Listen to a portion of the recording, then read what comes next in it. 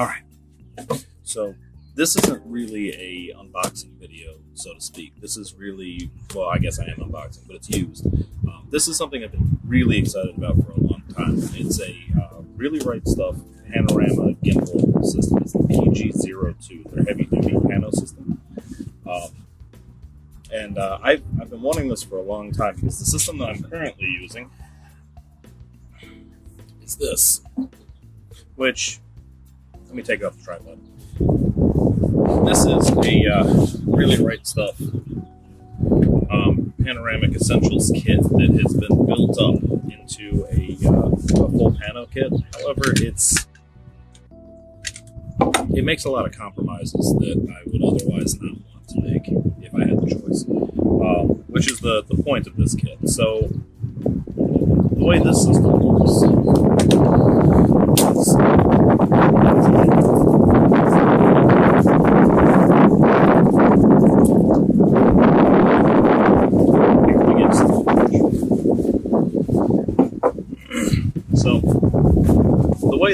works is it's two panoramic clamps that are attached with a pair of rails.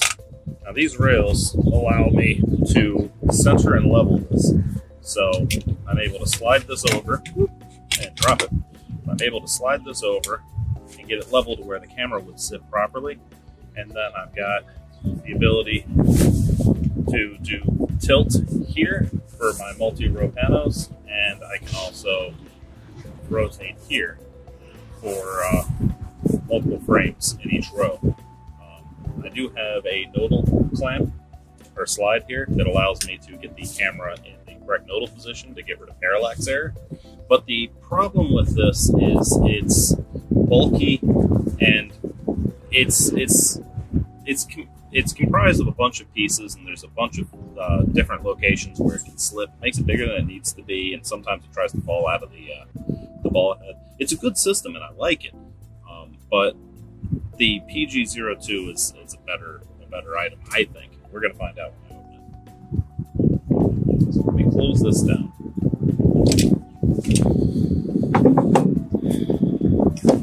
And let me get it done.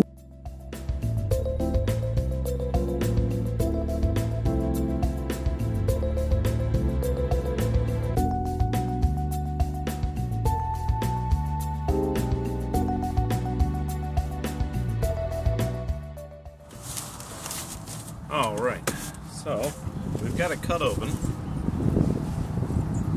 Let's have a look and see what's in here.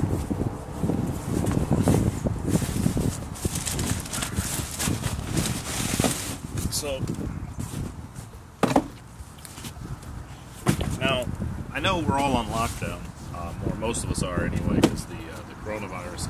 So it's a really weird time to be receiving a panoramic gimbal kit, but I really right stuff items are extremely high quality, and because of that they also tend to carry an extremely high price, which for me makes it difficult to purchase something like this at full price. So I scour eBay regularly, and yeah, I find a good deal, and I decide I'm gonna pick it up. You know, so I think probably the reason he was selling it is because he didn't expect to be able to use it for a while, which is fair. Yeah, I'm probably not gonna be able to. I'll find something to do with it, I'm sure. But in any case, this is our PG-2. So let's open it up and see what's going on in here.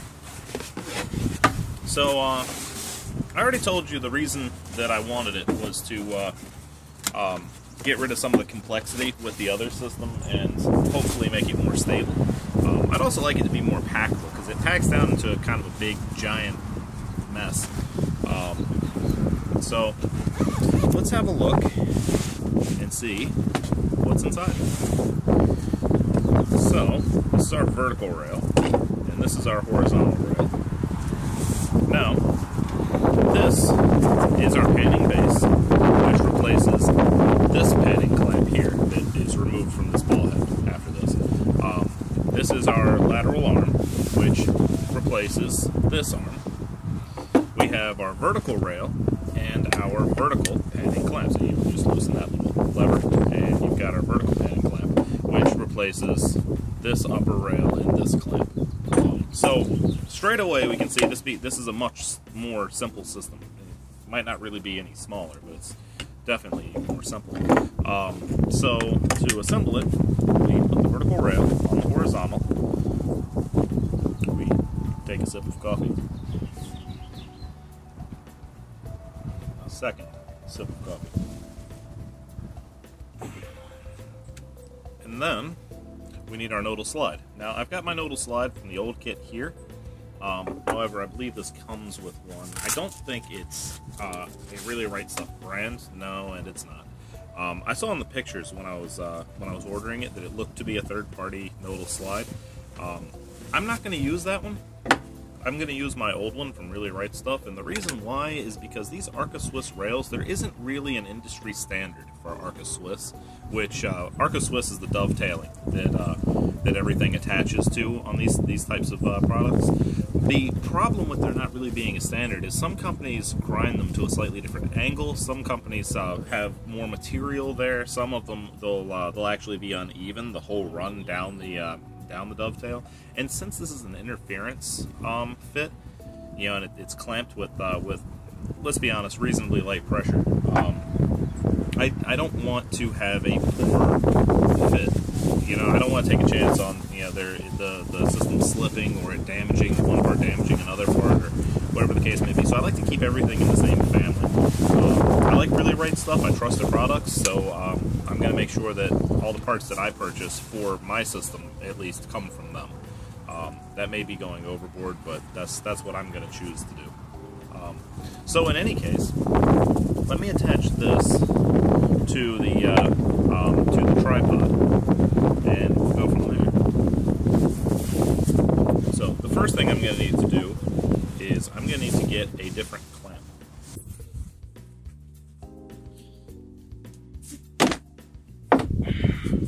Okay, so I've come to a realization right off the bat that I'm missing something.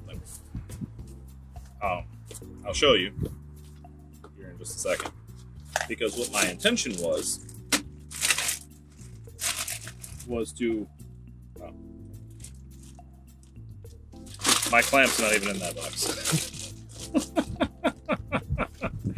I'm gonna have to find my clamp, but it doesn't matter, because the part that I'm missing is the part that will allow me to clamp it in.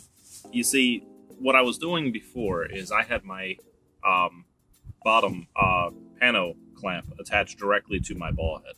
So now that's not going to work here. I'm going to have to remove this clamp and put a regular clamp on here, which is not a problem. That's what I was about to go do, but I thought it was in that box and it's not. The problem here, this does not have an Arca Swiss base to attach to. So I can't clamp it into a clamp. This is designed to be threaded directly onto the tripod. The problem there is I have no intention of having a leveling kit for this system, because I prefer to level with the ball head, which gives me the flexibility of having a ball head when I'm not doing panos. So I'm going to need to buy a plate. And I know Really Right Stuff sells it because I've seen it. I think it's the Dovetail 55, I think is what it's called. But basically, it's going to mount to the bottom of this and give me a dovetail that will allow me to clamp it into a clamp. So, right off the bat, I'm not going to be able to use this right away, which I guess isn't really an issue because I can't go anywhere right away. But what I can do is I can thread it onto the bottom. Oh, that's why it's loose. I can thread it onto the bottom of my tripod plate, which will allow me to, at least temporarily, mount it to my tripod. Let me tighten that down and I'll lower this because I don't think you can see that.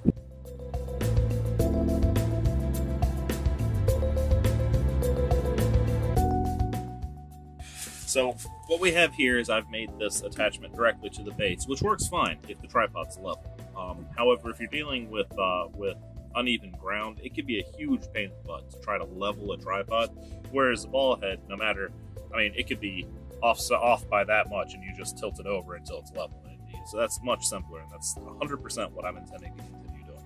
So I'm going to get that adapter. But Anyway, so what we can do now, though, is you can see how it functions.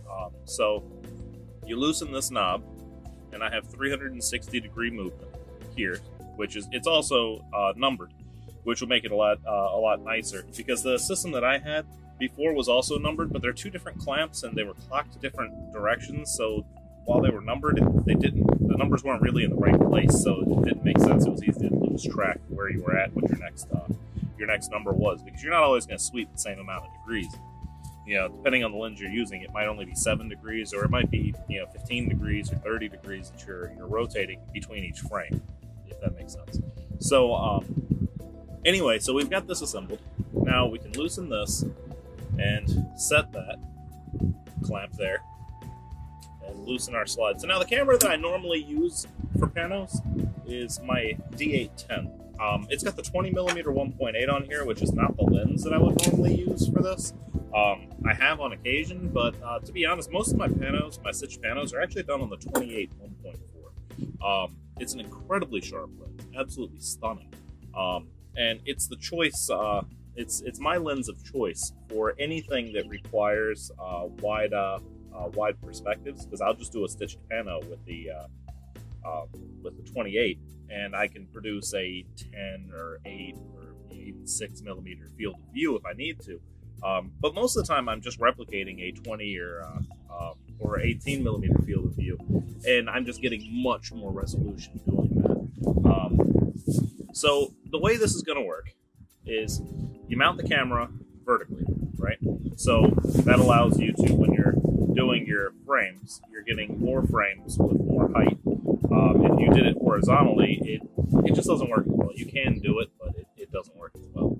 But so what you do, right, first thing is to center the camera. So you lower this clamp as low as it'll go, right there, and then you center the camera over the center mark.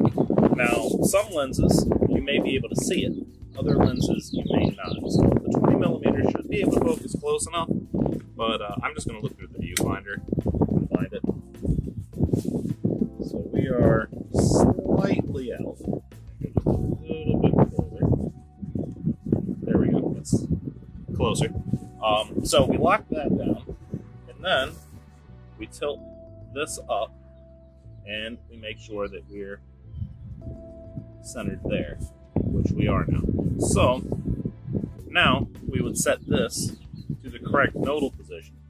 For this lens, it is right around 13, if I remember correctly, but I could be wrong. I'm going to have to double check with this system, because this system may have also moved the camera slightly compared to my old system. So now, if I was going to do a stitched pano of the view in front of me, I would set this over here. This is currently set to 0, and with this lens, it's a really wide field of view, but because there's so much in the background that can end up moving during each shot, I like to overlap my camera a lot. So I'd probably do this by probably about 15 degrees, maybe 20 degrees, but 15 is easier because these are marked at 15-degree graduations. So I'd do that. That'd be 1, 2, 3, 4, 5, 6, 7, 8 frames, and then I'd come back to 0, and then do the same thing and tip this up. And because you're doing horizontal, or you've got a wider field of view than you do tall, and this you know what I mean, because it's capturing a larger field of view upwards, you don't need to overlap by quite as much. So then we do that same sweep, and for most applications, two rows tends to be good for me. On occasion, I will do 3 rows. It just depends on what I'm shooting. Most of the time, I can get away with the 28 with 2 rows. 3 rows is the most I normally will do. But in any case, that's how it works. So let's pull the camera out of here and ask ourselves, is this smaller? Well, I don't know if it is. Definitely simpler. And that's most of what I was hoping to achieve. Let's get this out of here.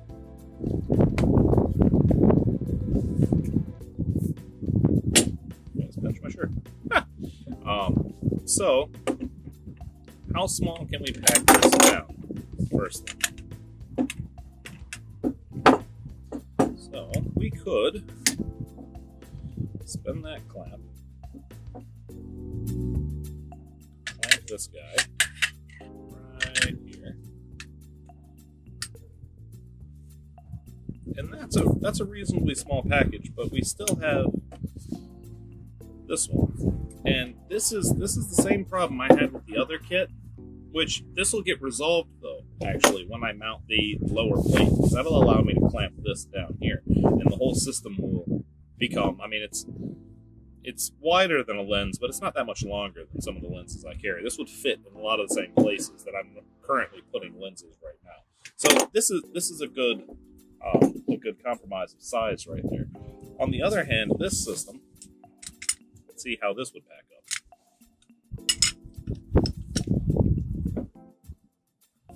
So, got this, but then here we run into this issue where there is not a way to mount this rail, and because of that, it ends up being loose and it rattles around. I don't like loose things because they can scratch up other items, they can damage stuff. I just don't like stuff that's loose. So, I normally end up having to do this, which isn't ideal because it creates this giant T-handle item. And the reason why this can't pack up smaller than this is because this clamp stays on the tripod, which also makes the tripod and ball head heavier than it needs to be. If you're not doing panos, there's not a lot of benefit in having this on top of it. It's nice. I mean, on occasion, it is nice to have the ability to pan around a little bit if you're following something, but you can just loosen the ball head just slightly and get the same kind of effect. Especially for still photography. I mean, for video, I could see a better application for leaving that on here, but for stills, I don't think it's necessary. So, weight-wise, this is definitely heavier, without question. Now that's with this still on the ball head. But when you're building your system on a BH-55, this thing weighs like 2.5 pounds. So the weight is kind of out the window already once you get started. But I think this is going to be a lot better for me, just because of the simplicity, and that feels like a much stronger locking connection. I can slip it, but it takes a lot of effort, and I haven't pushed that down as hard as I can. Whereas this system, that's really easy to slide. I mean, you've got such a small knob to work with, and when it's cold, you've got gloves on or something, that's really, really difficult to get tightened down enough to feel confident. And so what'll happen is, on occasion, my frame will drift as I'm moving the assembly, because you're leveraging a little bit of force when you're turning it, or if you've got a heavy lens on, it'll just the weight can cause it to slip down a little bit. It's not a huge problem. The image is still stitched fine, but you can see a slight bow in the images that wouldn't have been there otherwise. I like this. I do. This is what allowed me to get into panoramic photography, because I would never have bought this without having used this first. But I think moving forward, this is going to be what I use, and this is going to end up on eBay. So some lucky winner will get a really nice Pano Elements kit, but I think I'm going to use this guy.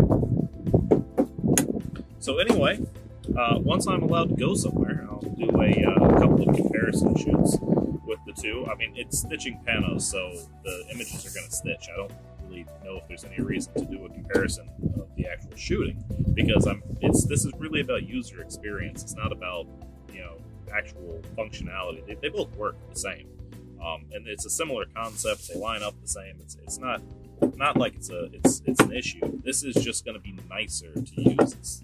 It's the same reason why I'm using the BH-55 instead of like a smaller BH-30, like what the camera that's recording is mounted to. The BH-30 is fine.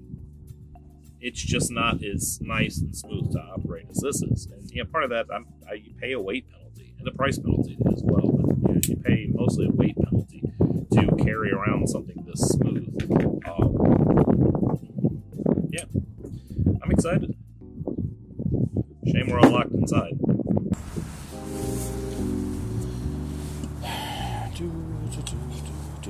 Coffee.